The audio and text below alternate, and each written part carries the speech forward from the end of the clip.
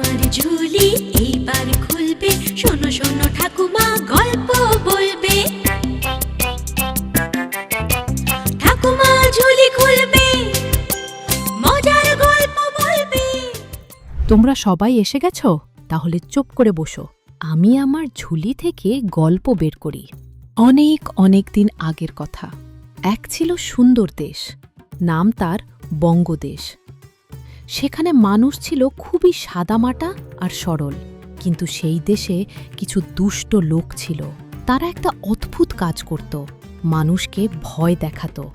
তারা ভয় আর বিপদ বেচত। বিপদ আসছে, কলা পাতা সব শেষ হয়ে যাবে। কিন্তু আমি কলা পাতা দিয়ে কি করুম? আমার তো কলা পাতা লাগে না। আরে বেকুব, না লাগুক, কিনে রাখ, পরে যার লাগবো তারে বেচিস। আরে জলদি কলাপাতা কিনে ফেলো, সব তো শেষ হয়ে গেল। কিছুদিন পর দেখা যেত আসলেই সবাই বেশি কিনে মজুদের ফলে দেশের সব কলাগাছ পাতা শূন্য হয়ে গেল।